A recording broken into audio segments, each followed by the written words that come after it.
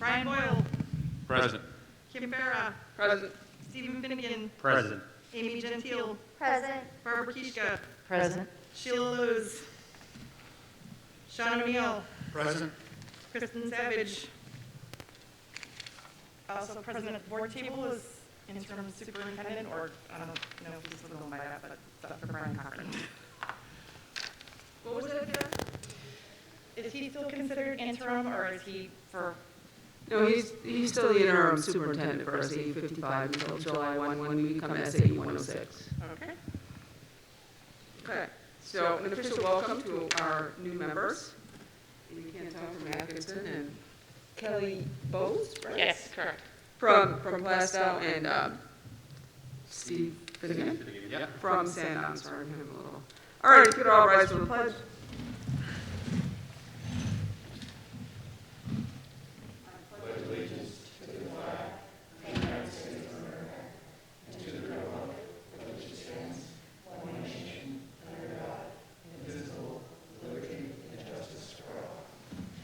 Thank you. We have the approval of the minutes. Let's start with the April 1st regular business meeting. I'll make a motion to approve the April 1, 2021 minutes as written. Second. Tom makes the motion, Kelly seconds. Is there any discussion? All in favor, raise your hand. 7. None opposed. Next minutes are sealed, non-public minutes. These need to, for new board members, these need to be looked at and come back. So there may be more than one session here. I think because we haven't been meeting in person in so long. So first you're reviewing the December 3rd non-public minutes. I guess there's just one. Now, there's the December 3rd, there's February 15th, March 4th, March 18th, April 1st. So I'll seek a motion to approve the December 3rd non-public minutes. I'll make that motion. Sean makes a motion, is there a second? Barbara seconds. All in favor? 1, 2, 3, 4. Opposed? Abstained? 3 abstains. Moving on to the February 15th minutes. I'll make a motion to approve the February 15th. Is there a second? Second. All in favor? 1, 2, 3, 4. Opposed? 0. Abstaining? 3. Moving on to the March 4th minutes. I'll make that motion. Sean makes a motion. Barbara seconds. All in favor? 4. Opposed? Abstaining? 3. Moving on to the March 18th minutes. I'll make a motion to approve the March 18th, 2021. Sean makes the motion. A second. Steve seconds. All in favor? Hang on. 7. 0 opposed. Moving on to the April 1st minutes.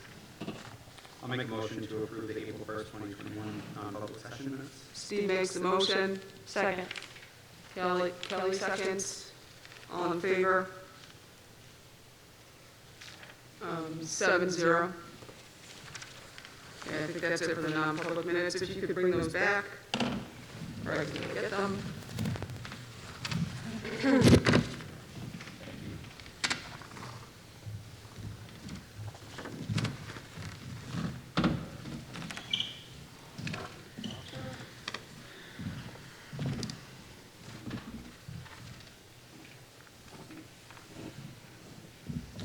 Before I move on to the delegates and individuals, I do want to open up the public hearings and close them. They're scheduled for 7:05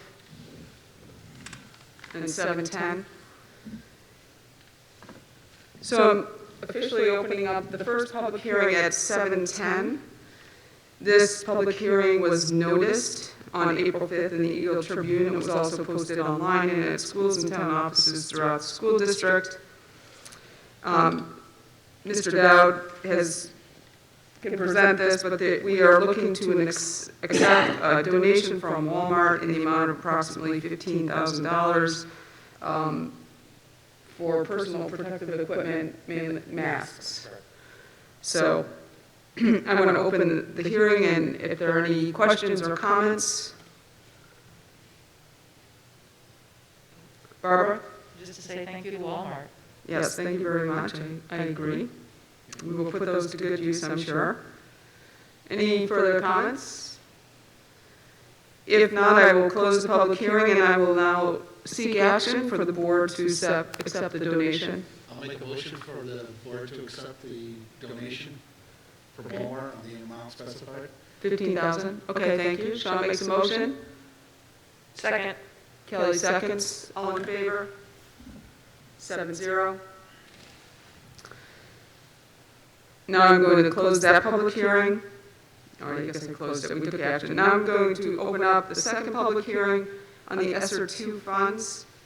This is a public hearing on unanticipated funds. It is governed by statute. I didn't say that before. It's governed by 19820B, appropriation for unanticipated funds made available during the year. So I'm opening up this public hearing at 7:12. This meeting was noticed in the newspaper on April 8th in the Eagle Tribune. It was also posted online and at schools and town offices throughout the district. The funds that we were looking to receive here are in the amount of $543,896. This is part of the government's elementary and secondary school emergency relief fund. This is the second round of that funding. I will now open the hearing to the public and the board for any questions or comments.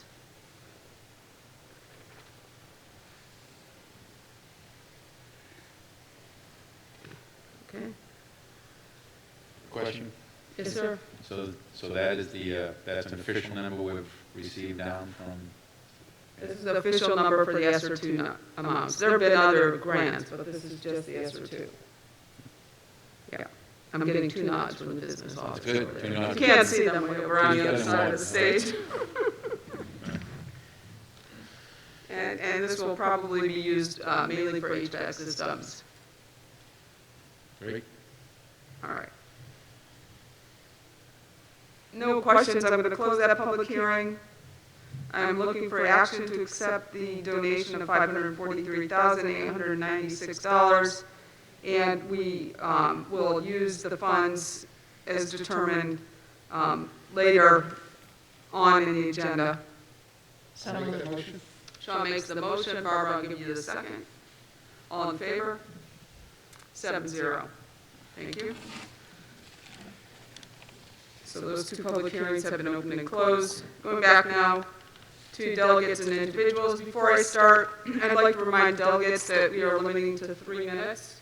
Also, if you would like to clean up the mic, it's not required. There are standing wipes there, and they will not hurt the actual head of the mic. So I have a bunch of people here that want to speak. I'm just doing this in whatever order I have them. The first one is Deb Lincoln. When you come to the mic, please state your name and your town.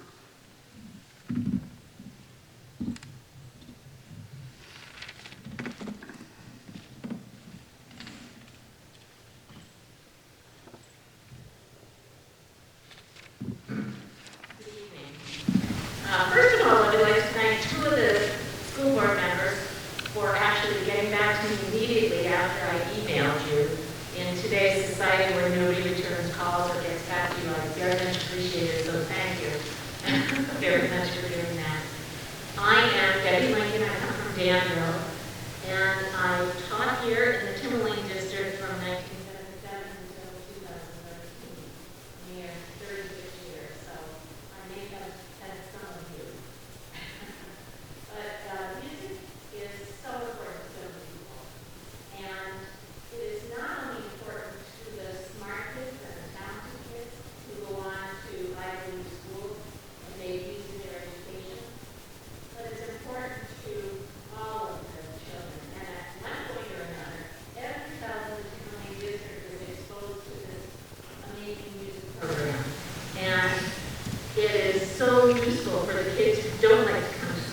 for the kids who are shy, for the kids who are not talented, because it's a place where they can belong, and a place where they feel safe, and a place where they can try something out and have success, even a little bit of success. And so I just think it is so important to keep the director's position in the format that it is now, because he has just, and I've actually known, even though Tony has been here since Christ was a child, I did know the previous music director prior to that. So both of those positions have been very important in standing up for us and making scheduling work and dealing with all of the 4 different towns and their different parameters. And it's just such a touch-and-go situation that you really need someone that gets along well, understands the 4 different communities and their needs. And I think that we just need to have someone in that capacity. And I think to diminish it or change it in any way would be very, very detrimental. So it's, it's just, music is, as I'm sure you know, is just so important for every child in the Timberland district. And we need an advocate. So I'm imploring you to please think about that carefully. So thank you. Thank you.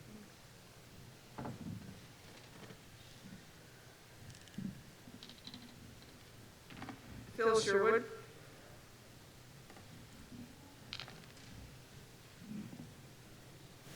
Hello, Phil Sherwood, Atkinson.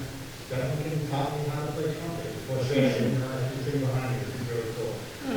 I'm here today. Well, first of all, congratulations to the newly elected Board of Ed members.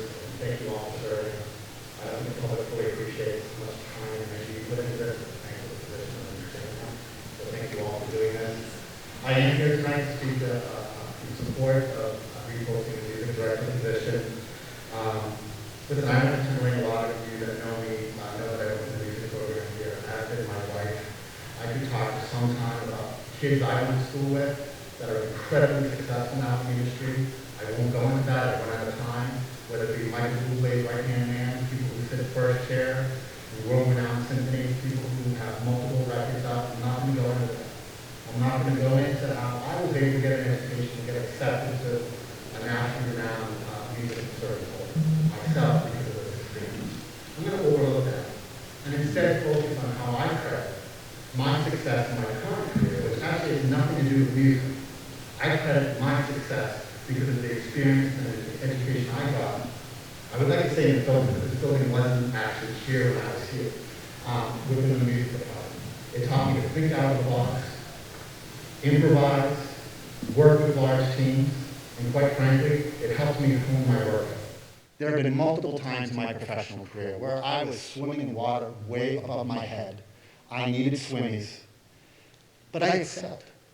And the reason I excelled is because of the pressure that was put on me, positive pressure, the high degrees of excellence that came out of this program. And I want to be clear about why the Timberlane Music Program is excellent, much like the wrestling program. It's not because we have better wrestling mats. Yes, we have an excellent auditorium here, but it has nothing to do with the auditorium. It has to do with the personnel and the community support. In particular, this position, Mr. D's position, is instrumental in making this work in the district. This is an all-encompassing music program. So many other districts do it piecemeal. There's no continuity. The level of expertise is not consistent. The reason we are the best of the best is because of this position and the community support. So to Dr. Cochran, I would implore that you follow your instincts in this one. The community strongly supports the music department in this position. And when you repost this, we'll have your back. Thank you. Thank you all.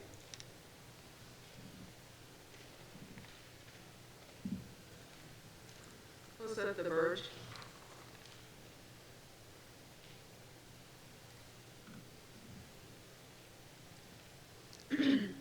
Hello, my name is Melissa DeBerge. I live in Plastow, and I am a Timberlane Band alum and mother of 3 musicians who have benefited from the Timberlane Music Program. My oldest is now in graduate school pursuing a music career, and my youngest, a current junior, intends to do the same, largely due to the influence and support of Timberlane's music educators. Tonight, though, I am here to speak on behalf of the Timberlane Music Association as current vice president. The purpose of the Timberlane Music Association is to enhance the musical growth and development of those students enrolled in the high school and middle school music departments. Our organization has been supporting the Timberlane Music program for over 30 years. During this time, we have seen the program grow and expand to include ensembles and opportunities well beyond band and chorus, including the development of an outstanding orchestra and, more recently, a guitar orchestra. The exposure to professional musicians, community music opportunities, cross-curricular events, state festivals, competitions, and countless other enrichment opportunities has helped elevate Timberlane music to an exceptional level in our state and in our region at large. The variety of ensembles and collaborations that take place across ensembles are remarkable, and it is a testament to the strength and stability of the staff and their passion for music and for students. Their creativity and teamwork allows for unique collaborations which we should continue to recognize and support. This has all been created and nurtured under the direction of Mr. Anthony DiBartolomeo, to whom we are all so grateful. Upon his retirement, this rich and complex music and arts program may suffer without immediate replacement of a comparable administrator. Tonight, the TMA is requesting that this board post the music director's job listing as soon as possible. To find a replacement for Mr. D will be a process that takes time. The hope is that an adequate replacement is found with minimal disruption that will continue the extraordinary success the Timberlane Music Department and its alumni have achieved. Thank you. Thank you. Sarah McNamara?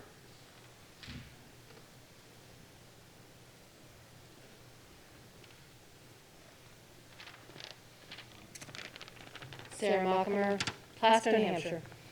Good evening. This is exhausting. The fact that people must be here advocating for and asking why the job posting for the district-wide music director leading one of the best public music programs in the state has been removed from Applejack for at least 2 weeks is exhausting. At least 4 of you on this board have had students participate in the district music program.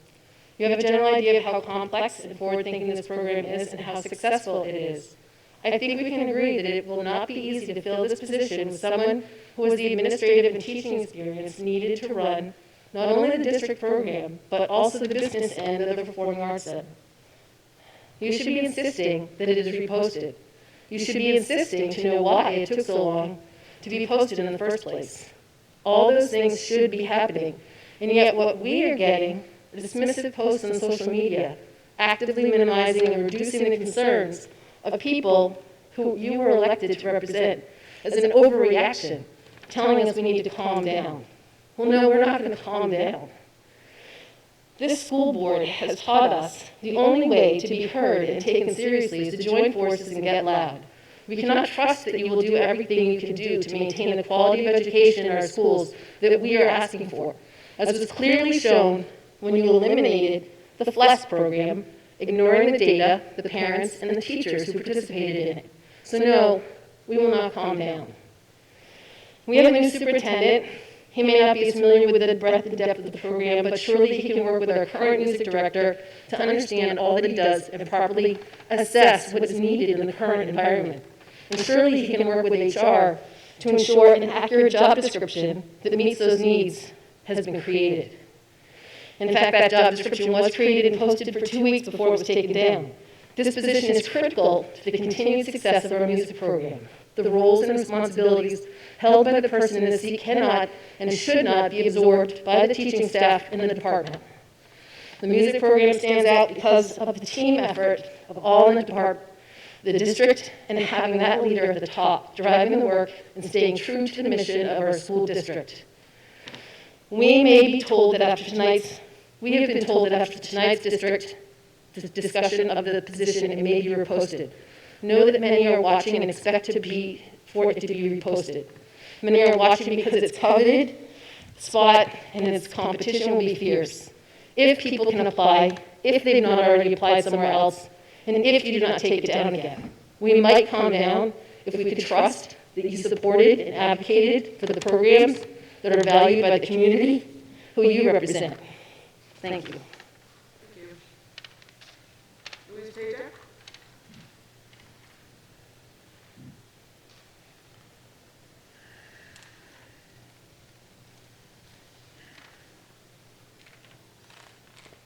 My husband and I do this.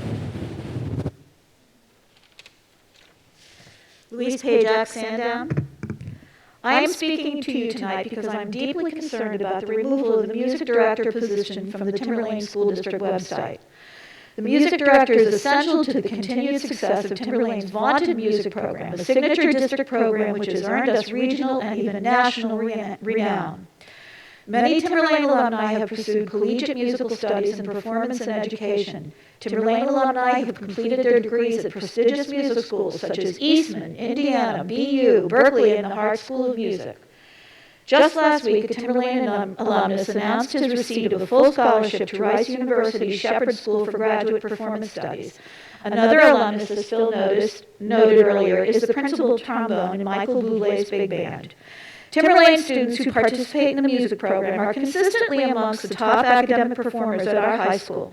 University of Rochester, Wellesley, MIT, Georgetown, Mount Holyoke, Williams, Dartmouth, Yale, Princeton, and Harvard are just a few of the upper echelon schools where Timberlane Music Department alumni have earned their undergraduate and graduate degrees. The music program under Mr. D's direction has also provided a safe haven for students who might not have found a niche or social group during the other parts of their school day. With social and emotional learning top of mind for educators this year, what could be better than providing an outlet where all students are welcomed?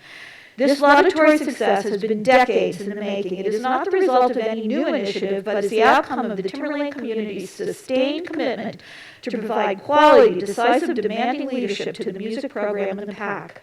I urge you to promptly repost and advertise this position so a suitable array of candidates can apply. Please do not diminish this storied program. That would be a grave disservice to our students. Thank you. Okay, moving on to the school reopening update. Do we have anything official, or we just, any questions from the board? We are back in 5 days, correct? There you go, that's the update. We're back in 5 days. All right, moving on. In your packet, you've got an executive summary on the vaccine. On the 26th, 360 people got vaccinated. Those, some of those may be less than, they may not have all been Timberlane employees because they took some child care workers. There are 772 Timberlane employees, but some of them may have already gotten vaccinated through other means. The second vaccine dose date is set for April 23rd, and 360 people are scheduled to get vaccines then. Any questions on that? Question, Madam Chair? Yep. Do we have an idea, like, percentage-wise, like, what the amount of staff? Well, that's what this is saying. Well, it's, Well, it says, I don't think you can really ask if somebody has gotten vaccinated or not. You can kind of estimate based on the fact no, that, I understand this math, I'm just trying to. I don't think you can ask people, correct, Ms. Louiselle? That would be a HIPAA issue. Yeah. We can ask, but they do not have to answer. There you go. You can ask. But we do ask. Okay. So do you have a number? I do not have it. Okay, thanks. I do have a Steve? question. I just want to make sure, and I'm sure this can be confirmed, but every person within the regional school district had the opportunity to get vaccinated. Is that correct? That's correct. Thank you. Okay, any other questions? Moving on to the HVAC update, I know Mr. Fournier is not here. He actually texted me earlier to say if we had any questions. He's on standby. Yes, and I've had a conversation with him earlier. The written report basically is references a spreadsheet dated 4/14/21. Mr. Fournier is currently working on this. The Zoom meeting with Train yesterday, and they're putting together the documentation. Essentially, we're working with Train and with our internal people to move forward and identify priority replacements and upgrades. We're looking at identifying a powered rooftop unit, which approximately costs $95,000 as one of the priorities. Also looking into some other options. The $140,000 that was the contractor to train for the district-wide assessment, evaluation, and of equipment and all air testing, all room air testing has been completed. And we're now working from that to determine what some of those priorities are.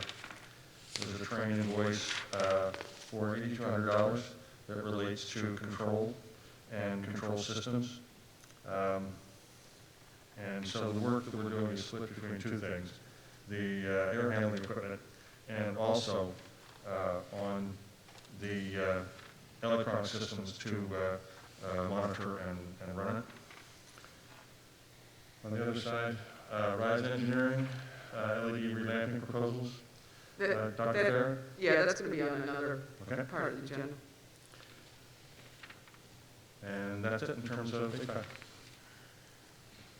And the board members that see power demand response, whether they're gonna put monitors on some of the buildings externally, and we get a kickback if we reduce our energy consumption during peak times. So it'll be good because it also gives us some idea of energy usage, but we will be getting funds from that over the course of the however many years, since we're a large user in this area.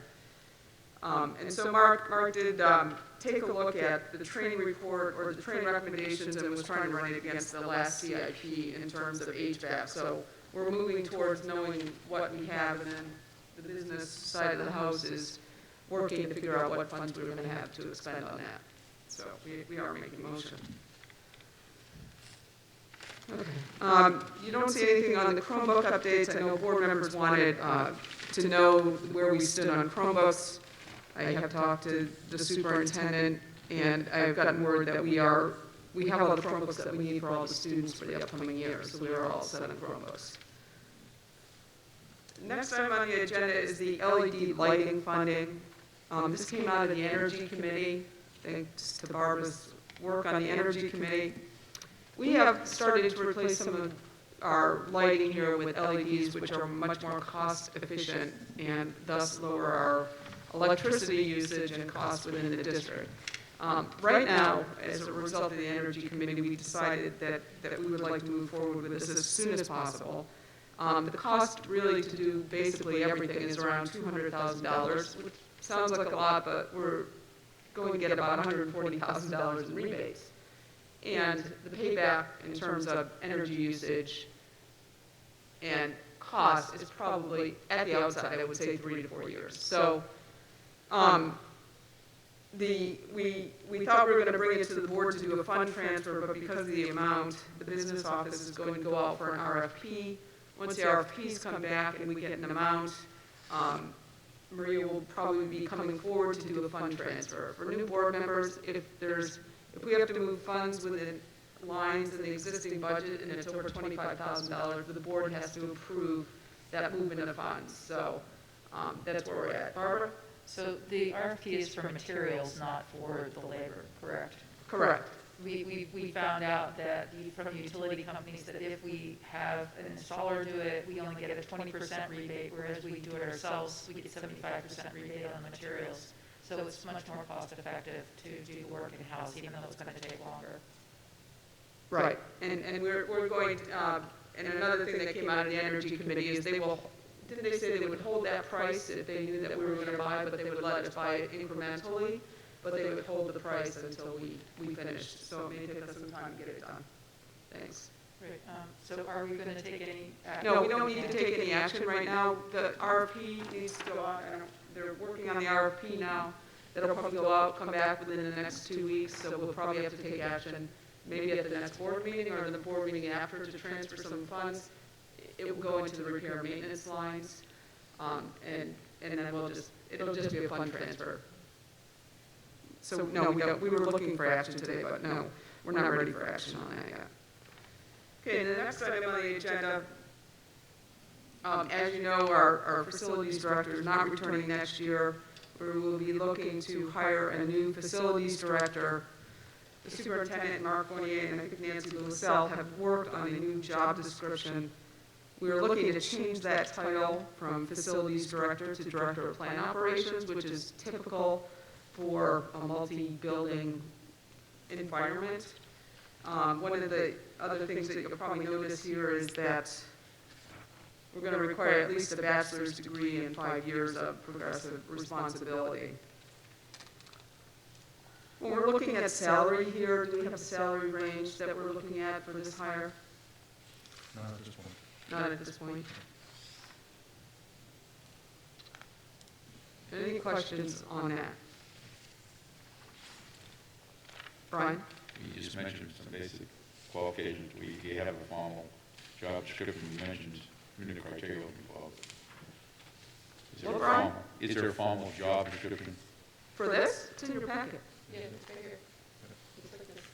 It's, I would describe it as being significantly more robust with respect to expectations of length of experience and qualifications. All right, got it. Especially in this day and age, some of the detail there, knowledge of air quality, asbestos, OSHA, toxic substances, other related working environments. It's a very technical field and requires a lot of breadth and a lot of management skill, constant learning, use of, we're making much better use lately of school dude, which I know is an attractive name for some people, myself included, but it's a database management system that maintains all records, not just says, you know, what you should be doing, but for example, pictures that we're using and so on. So it doesn't just lay out the schedule, it allows you to document things and really become very proactive and lengthen lifespan by virtue of that proactiveness of your ongoing maintenance. So that's the general direction we have to go in. John? Dr. Cochran, is this job description in front of us, is this the updated one from the previous one? Yes. Would you comment to the level of detail between this one and prior job descriptions? I think the level of specificity is in a lot of things. First of all, if we look at the data piece, the preventative maintenance, inventory tracking, and replacement programs, one of the things that we need to do is monitor and replace on cycle. We've not, basically for the last 15 to 20 years, we've been in a mode where we are maintaining current facilities. And the reality is, if you're in maintenance mode only, you tend to have a downward trajectory because over time, you know, you're looking at older devices. What the training report showed us was that the lack of investment and in some cases the lack of maintenance caused performance decreases and also increased costs because rather than doing regular maintenance, you're better off to, we're having to do some repairs. So we have performance issues with the systems and also potentially an increase in costs because of potential longevity. So that's it is significantly different. I have to say I was marginally involved with this. Mr. Fournier did most of the work, and then we worked with HR Director Loisel to wrap it up and put it in the format of our typical job descriptions. But it is quite different from the existing job requirements. So the Director of Plant Operations position falls underneath the CFO for SAU 106, correct, moving forward? Typically, yes. The question becomes as we're transitioning in, Ms. Watkins as a new BA, whether or not she'll have the time to do that while she's also working with Mr. Dowd on the transition. So it'll either be her or myself, and then we can have a discussion with the board about that. But the board already approved an org chart for the SAU. Yes, that's true. So are you looking to change that? I think it'll be a matter of I think we start with that org chart and see how it works, and if it does work, then I think we're in good shape. but if not, then it may take some additional time. And next year, assuming that we're not spending as much time on COVID, then I may have some additional capacity. If not, we'll have to address it at that point in time. But we should know, and we'll keep the board abreast of how it's going.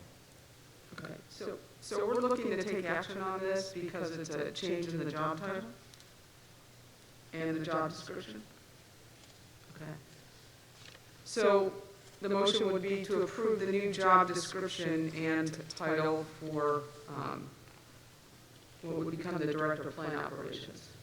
Make that motion? Sean makes the motion, Barb seconds. All in favor? 7-0.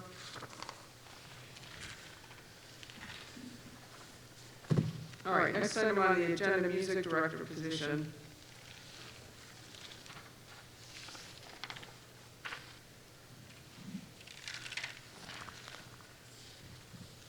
So board members, here you've got a job description. You also have the current teaching schedules for the director, and then you have the compensation. The current compensation for this position is $121,000. But that includes longevity. Yes. $4,500. So, one of the questions I have on this is that this, at least my understanding, well, from a budgetary point of view, this is being listed as both an administrator and a teacher. I do not understand how you can have somebody that would essentially be in two different unions. I think I'd like to get clarification from legal as to whether or not you can have a position such as this moving forward with bargaining units. Do you want HR Director Roselle to speak to the genesis of it, or wait for legal? What's your choice? Well, the issue is that when this position started, we did not have bargaining units, and now that we do, I think we need to, you agree? Mrs. Lewis-Ell agrees with me that we need to take a look at whether or not this position can continue to exist in this form. The other question I have is this job description, a new one that we just, that is coming before us relative to something that is for the current director? Is this a new job description, or is this the existing job description? It's a new job So description. this is a new job description written to basically reflect the position as it's being filled at this point in time. Would you say that the characterization of the prior job description is, I'm would you not like to sure if we comment had on a that? prior job description. What was that? Do we have the previous job description? The person did not have a job description before? But this is the position that was posted 2 weeks ago? So this is the job description that was posted. This is different than the job description that was posted, correct? I have no idea, I didn't see it posted. No, the original, the one that went up inadvertently was one that we had not reviewed, and that was one of the reasons we brought it down. Several people asked, why was it up and brought down, and what was the implication of that? And essentially, is that I didn't have a chance to meet with the director and have conversations with him about the various functions and how time is spent, and what we wanted to do was reflect this job description reflects my conversations with him, the data that we have around what the work is, the amount of time that is spent in different capacities, the complexity of the positions, and it was essentially broken into 3 areas. One is a PAC director, one is the teaching component, which is also mentoring and coaching of music teachers, and the third is the administration of the music program. So those are the 3 biggest buckets of time for the position. And so we went from those into a little more detail, and that's where the job description came from. Essentially, it came from big chunks of that initial draft that went up by accident, followed by significant conversation with the existing director. Barbara? So first, I want to thank the people that spoke tonight. It was a lovely tribute to Mr. D. And from what I understand, and from what I'm reading, and from what Superintendent Cochran said, we are preserving the music director to the full extent, correct? That it is now. Are there any major changes that maybe haven't been mentioned publicly? Well, we did not have one before, and so I would say it's at least 70% of consistent from the original piece, and I believe that Mr. D had very involved in writing that piece. So, and then as I said, I was able to have a couple of significant conversations with him. Sean? This is the sort of recurring thing that we're seeing here, and it probably I'm not going to be beat around the bush. I'm pointing to is that we have positions in this district with no job descriptions, or very wrong job descriptions, and it is not doing this organization justice to just fill a position right after it without stopping and taking a look at it and saying, are we up to date on certain things? And when we find out that we are missing a job description for the current active person in a role, that's got to put the brakes on right there and just say, folks, what are we doing here?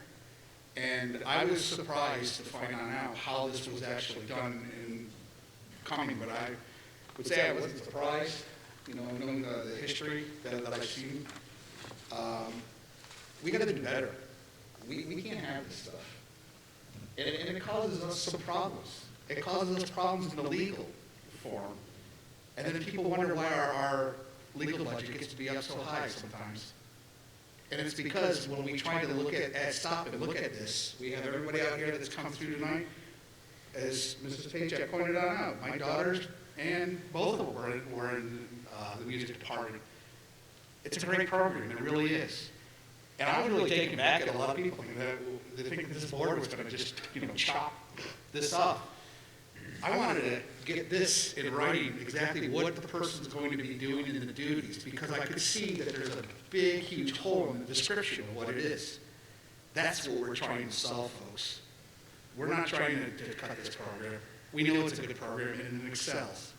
But we got to do our due diligence to make sure that we're getting everything put down on paper so that we can fill in all the problems that we have and solve them.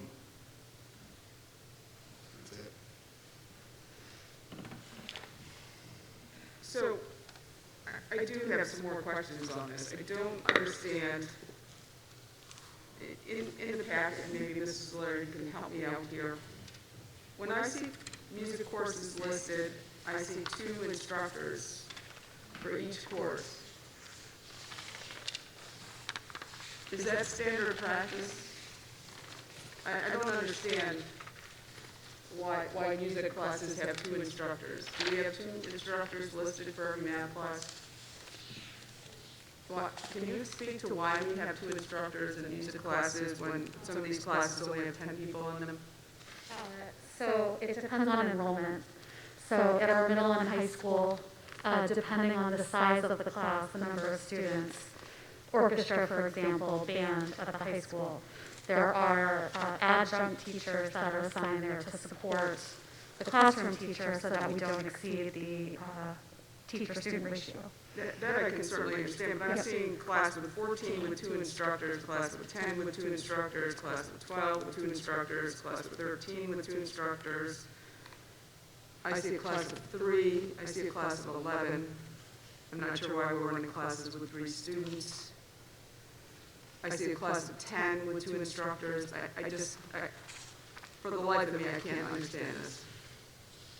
Yeah, that was pulled out of Power School, so I'm not sure if Mr. Pedersen, if you dug into that at all anymore, or if that was just strictly pulled from Power School for next year, correct? This current year's data. So pulled out of Power School. So what I can't speak to is how many of those students, if we had to shuffle things around due to rescheduling due to the pandemic, I can't speak to that because things did get shuffled around in the fall in terms of what the original requests were, but I don't have that data in front of me to speak to that. Do we not have a list of who's teaching what class in this district? We do. It's all in Power School, yes. But how come I have 2 instructors? Like, my daughter is taking Chorus 6 8B. Who's the instructor? I don't have that in No, front I of me. mean, Yeah, there's in general, I instructors understand listed that. here. Sure. How do you determine who's the instructor for this class? I apologize, I don't have that information tonight, Dr. Farrow. Okay, well, that's something else we need to take a look at. Go ahead.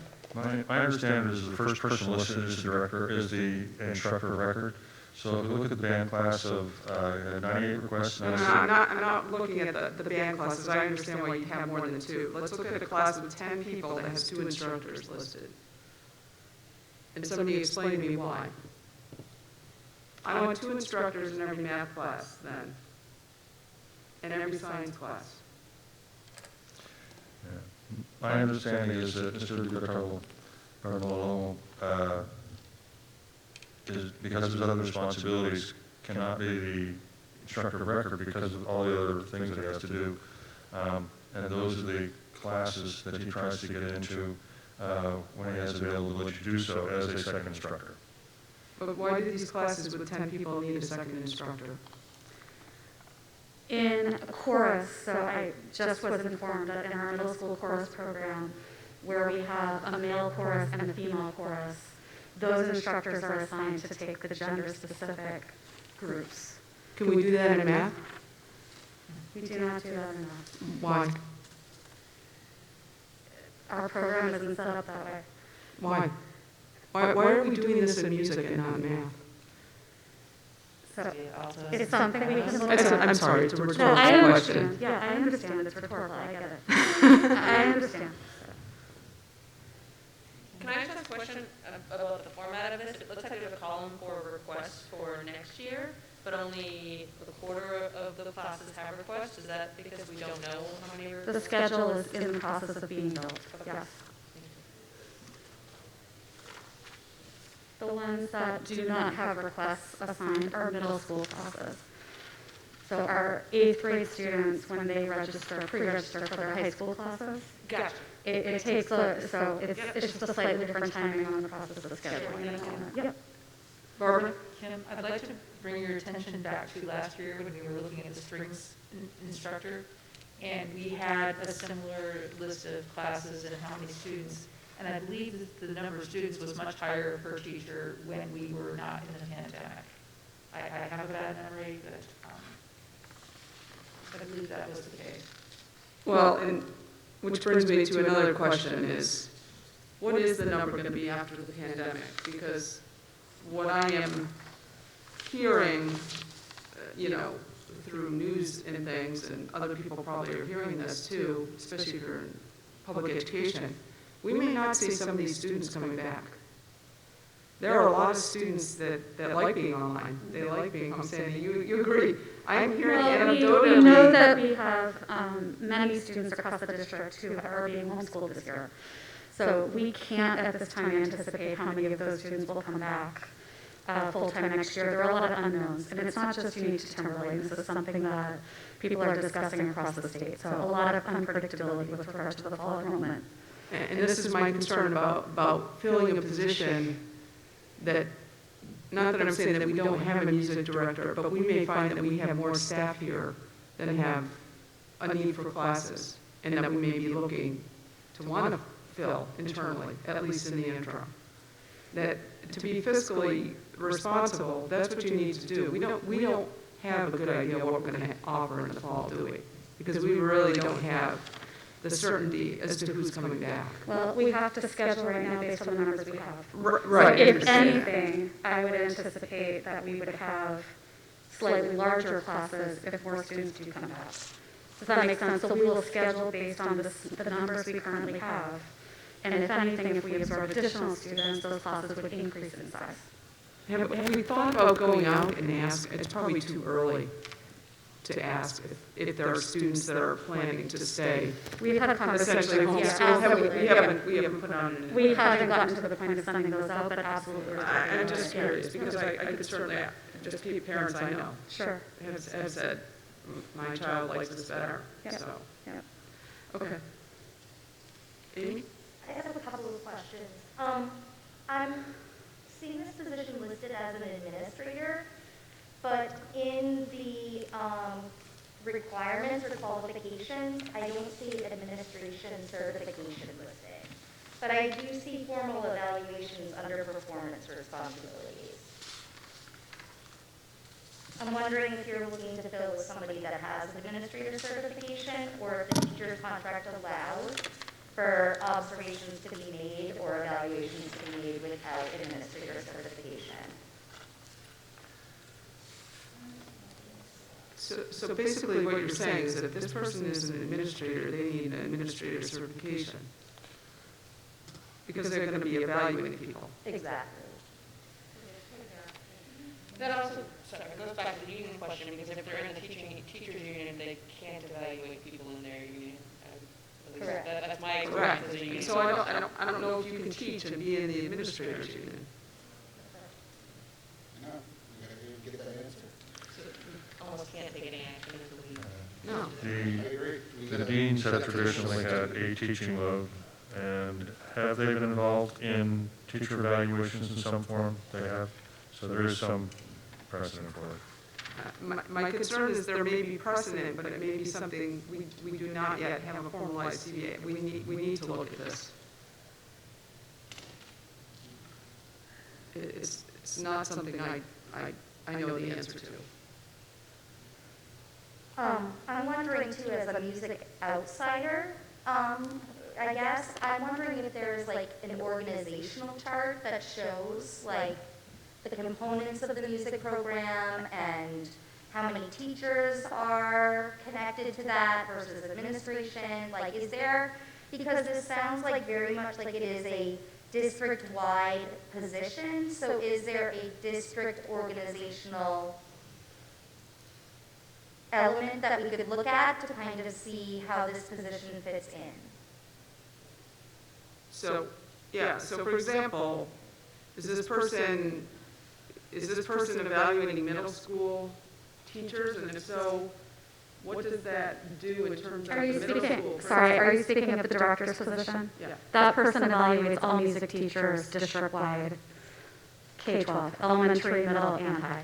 So the building administration does not evaluate music teachers?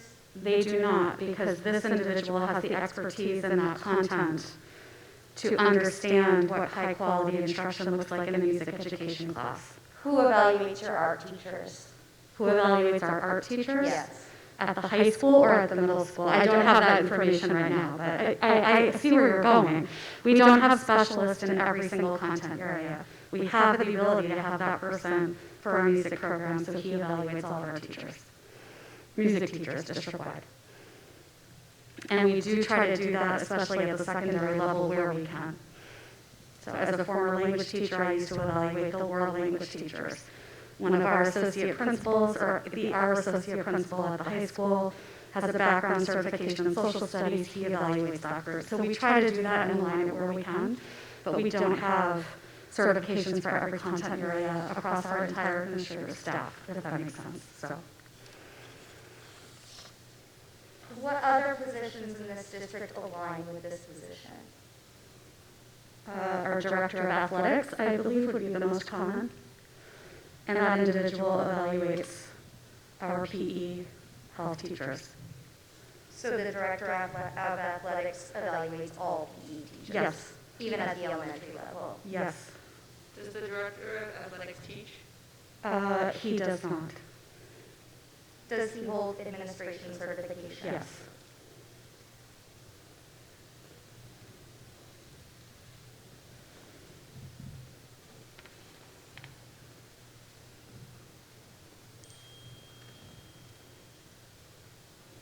Okay, so I think we have 3 open issues that we need addressed before this comes back. One, if this is an administrative position, I think the job description needs to have, what is it, an administrative certification, Amy? Is that what they need? They would need to be a New Hampshire state administrator certified. Dr. Cochran?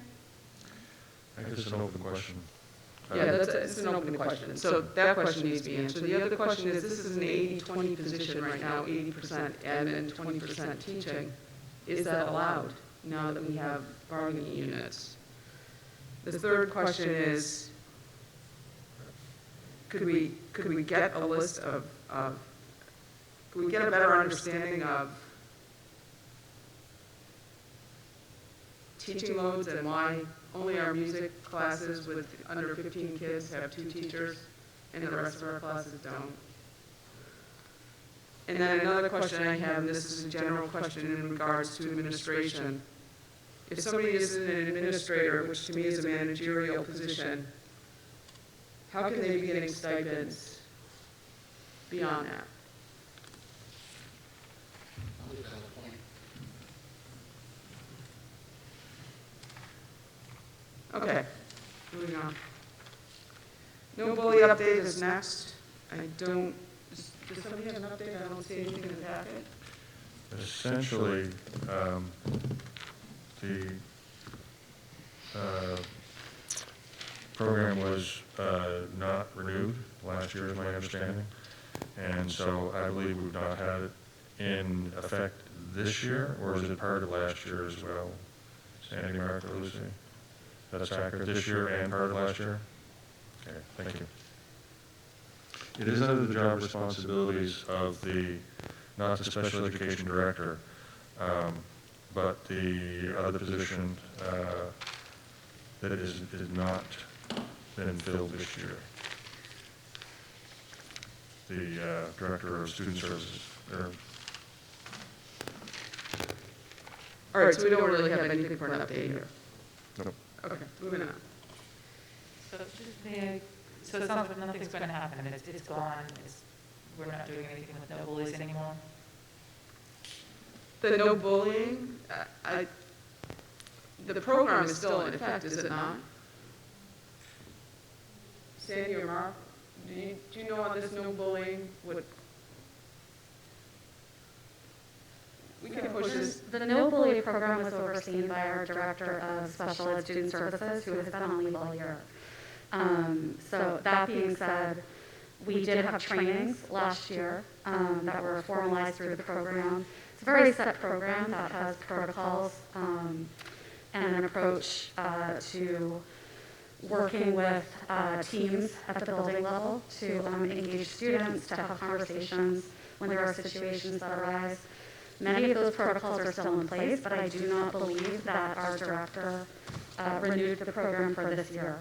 So we have not had updated training this year regarding year 3. It's a 3-year program. I believe that it was discontinued at the end of last year, not having the ability to ask those questions. I don't have that information. I apologize. That's okay, Sandy. You don't need to apologize. It's not your job. All right, we'll just move on from there. Maybe, Kat, could you take an action that somewhere in the future we can get, I know we have quite a bit of changeover in SPED right now, if we can find out if this is going to be re-implemented next year when we're back in the buildings. I mean, because of COVID, I think, we were in year 2 of 3. Can we see if we can get back into that third year, I guess? Find something, if maybe we can get an executive summary, just so people know that we just didn't drop this. It was the board wanted to take a look at this. Thank you. School calendar update, this is just informational, right? We have the new school calendar. We don't need to take any action. We've already discussed this. Any questions on the school calendar? Barbara? One little thing at the end now, it says the April 23rd may be canceled, but obviously it's not. What? In the small print at the bottom, it says April 23rd vaccination event may be canceled. Oh, yeah. But no, it's not going to be. Right. So, okay, thank you. The next item on the agenda is the reduction in force. This was, can somebody speak to this? This was 218, we voted this. what is the 4/15/21 is proposed? Are you looking at a I revote on some? can speak to it. So back in December, Dr. Cochran brought you, the board, a list of general categories of positions with an estimated quantity or amount of about $2 million for a reduction in the budget. So that went to the budget committee, there was conversation there, actions. In February, Dr. Cochran brought you a list of positions to be formally eliminated as part of the comprehensive reduction in force. So the first round that came to you on February 18th, that you did take action on, the board voted to approve the elimination of the FLUS positions that you see there, in addition to several open and vacant positions that you see on that first page. Many of those open and vacant positions this year were repurposed temporarily to cover the pandemic floater. So that's what you see on page 1. Those positions you have already voted to eliminate. So they're there really for information for you only. Page 2. So you'll see that that was approximately 1.2 million. I don't have it in front of me, but I believe that's about what it is. So that's just to give you the information and the historical information about the RIF process. We had committed to bring approximately $2 million in cuts. So what you see on page 2 is the balance of those positions for the comprehensive reduction in force to get to just slightly under $2 million. Okay, thank you. I didn't have the page flipped over, so that was why I was confused. Now I'm totally on board. I flipped the page over. Okay, so the action that we're looking to take, on the front of the page, we've already voted on those reductions on 218. That was approximately, as Sandy said, 1.247 million. Now we're looking for an additional reduction of 9 FTEs. That's on the back page. So I'm looking for a motion to remove those positions so they will then, Maria, be removed from the subsequent year budget. So made. Sean makes a motion. Barbara? I want to discuss it. Go ahead. So, right now, I'm looking at it, it says out of these 9 positions, only 2 are not filled. So we'd be reducing, and a lot of them are part-time. So I would be okay with, I mean, we don't need to do 2 million. I mean, 2 million was a thing in the sand. I'm feeling a little bit bad, but I don't know how necessary all these positions are. I don't know if Dr. Cochran. Well, let me explain this to you a little bit, Barbara. So you're looking at 9 FTEs. Of those 9, those 2 new positions, because of the, and this is because of the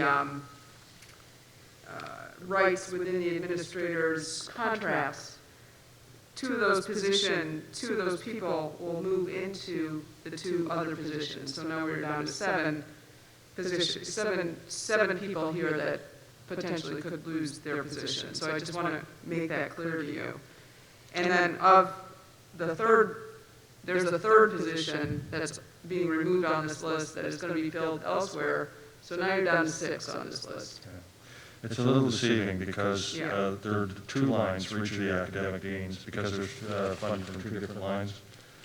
So if you see the academic dean STEM, it's listed there twice and nursing twice. So there's actually 6 lines, but it's 3 positions. And then directly under it are the 2 that we're replacing or filling in. So it's a net change of the 1 that was budgeted, projected at about a RIF of $100,000. And that's roughly what it should be. So it's a little deceiving in that sense. So, so there are 9 FTEs, Barbara. 3 of those are being picked up in new positions or movement. Of these 9 FTEs, most of these are people that are retiring. I don't know the number. I can tell you there's at least 1 or 2 on here, maybe more. I think the total FTE differential is actually 7. There are, I believe, 2 retirements. 2 of those are being vacated due to retirement in addition to the positions that you just spoke to. The remaining positions are currently filled with staff who have been informed that their positions are being reduced. So does that make sense? It makes it more clear, thank you. Okay.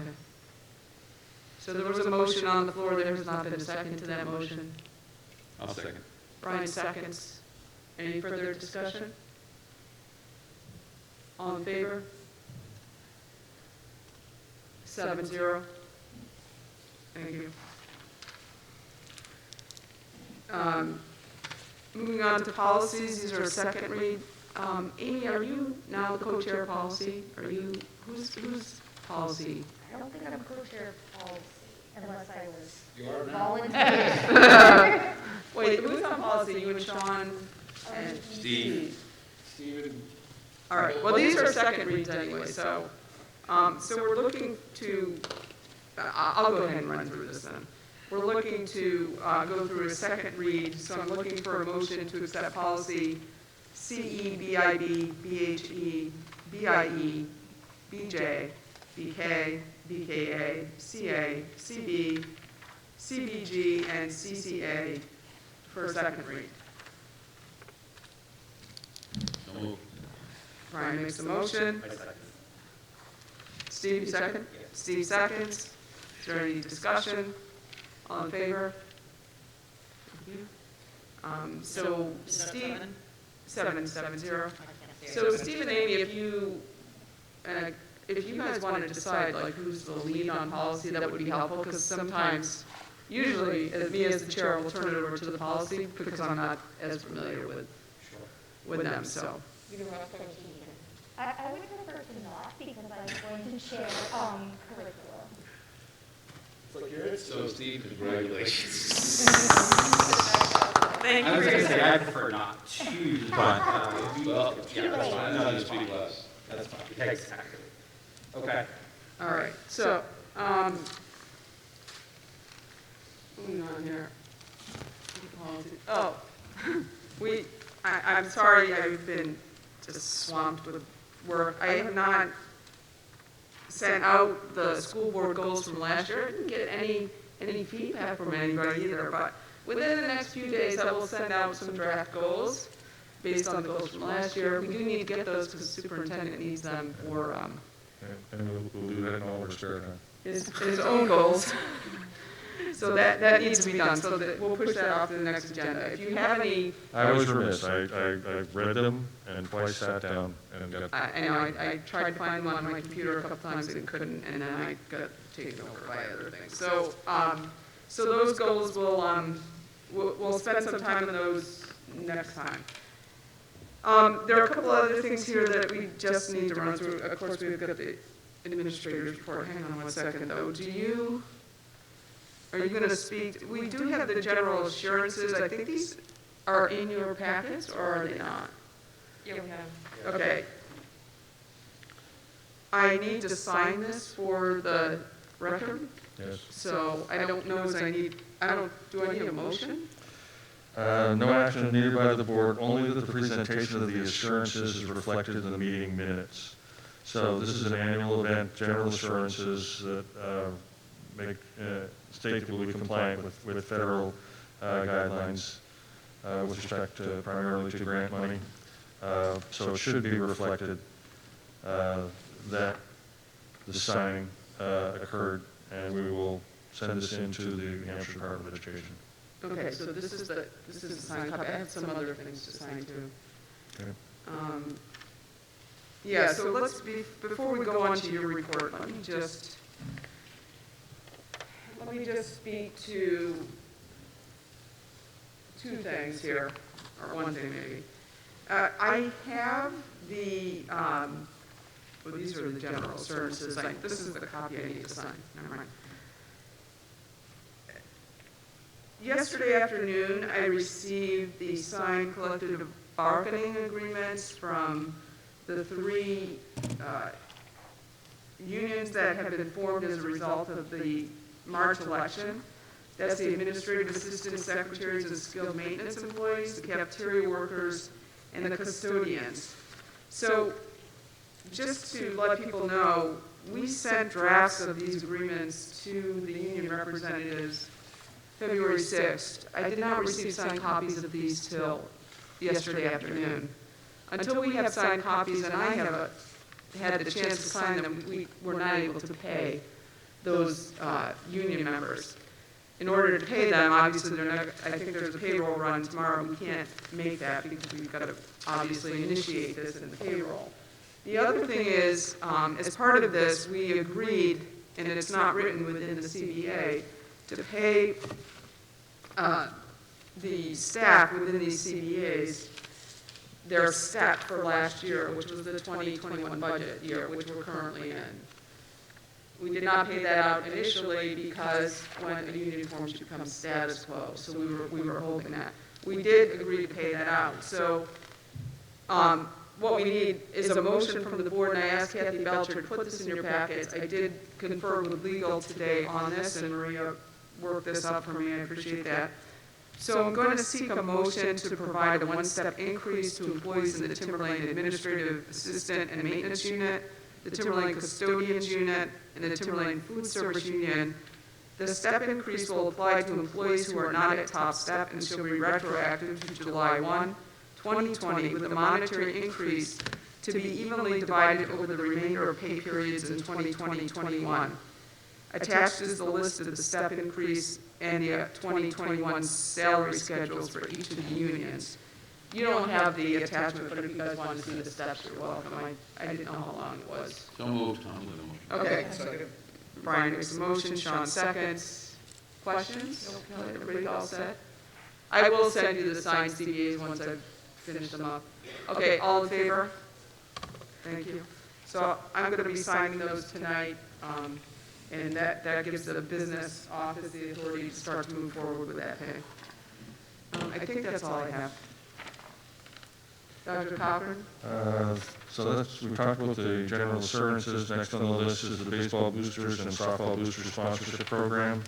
The paragraph is there. You don't have to keep existing sponsors. The athletics department is recommending the board review and approve the baseball and softball signed sponsorship programs for at least 2 years beginning in the 2021 season. And board action is required to approve that. Somebody want to make a motion to approve that? Make a motion to approve that. Is there a second? Second. Barbara seconds. All in favor? 7-0. Next is the Performing Arts Center protocol. I assume Mr. Peterson was somewhat involved with this. If not, I don't think we really need a presentation on it. If there are any questions from the board. we're essentially following our safety rules with specific adaptations for the functions. Does it need action? No. This is just, So does this mean we have to end our meeting by 8 p.m.? Yeah. Excuse me? No. There's a point in here that says any performance center activities need to be done by 8 p.m. So that's us. Oh, good. Wait. We're late. Get out of here. Jeff's watching his time already. Okay. Go ahead, Dr. Cochran. Next is the memorandum of understanding for reopening the retirement window. There were people who missed that window or who made a decision on retirement based on new information that they had, and the board was waiving the policy and accepting those on an as-needed basis. And so the board discussed at the last meeting extending the date till the 14th, and we negotiated MOUs with the TTA and the TSSU that were signed off on. And so we're just presenting those as executed. And do we know how many people took advantage of it before April 14th? Well, you'll see in the personnel report, it doesn't look like many, if any. I can't really tell, but. No. You have the updated committee list in here. Next is a draft committee assignments in the board packet. We'll try to find and identify staff membership. I'm partway through that, and we should have that for the next school board meeting.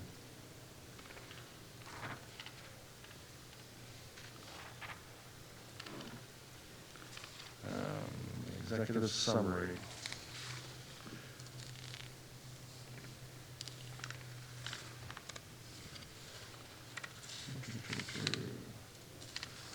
On the transgender bathroom. And I actually did not get the executive summary put together. I missed the request, but I can give a verbal update if that pleases the board.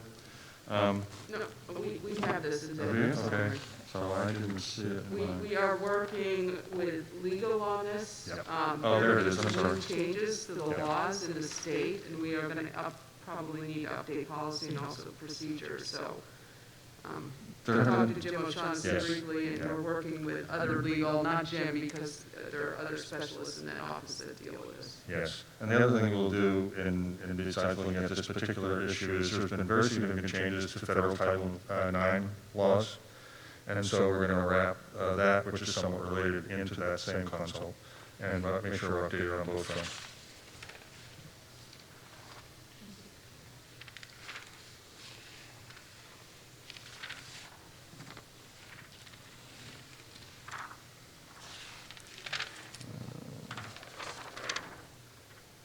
And that's the end of the administrator's report.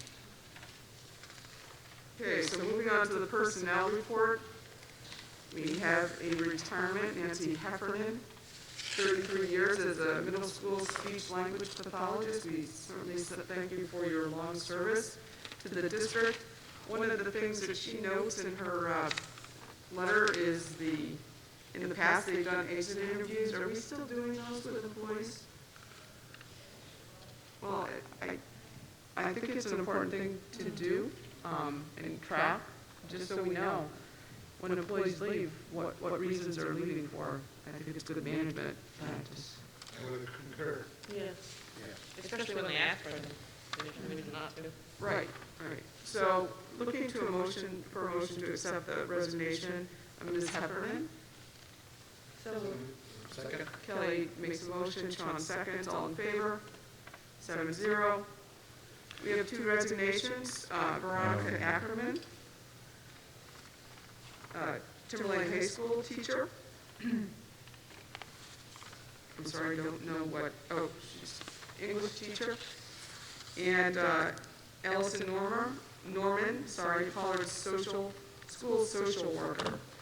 And so, is there a motion to accept those resignations? So moved. Barbara makes the motion. second. Steve seconds, all in favor? Moving on, we have two renominations, one for Ronald Turcott for Timberlane Regional High School Tech Ed computer teacher, and Stacy Mirian, Atkinson Academy interventionalist. Is there a motion to accept those renominations? So moved. Kelly makes a motion, second. Barbara seconds, all in favor? Okay. Let's see. Oh, we are going to need a non-public session. Board members, in your packet, you have a nomination, but this needs to be done in non-public. So once we're done, we'll go into a non-public session. Committee reports. I'll start with on the end. Barbara? We discussed the LED relamping, that's going along well, and we're going to start looking at the solar panel power purchase agreement in a month or two. Great, thanks. Brian? Budget, nothing. Steve? Safety committee met.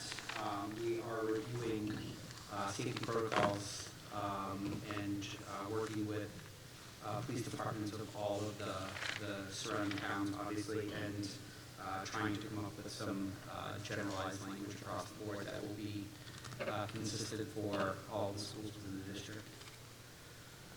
Okay, thank you. Sean? Anything? No? Kelly? The curriculum committee met, Amy is the co-chair, and she and I are both grateful to the staff for answering our many, many questions about curriculum. Okay, great. Thank you. Amy, anything?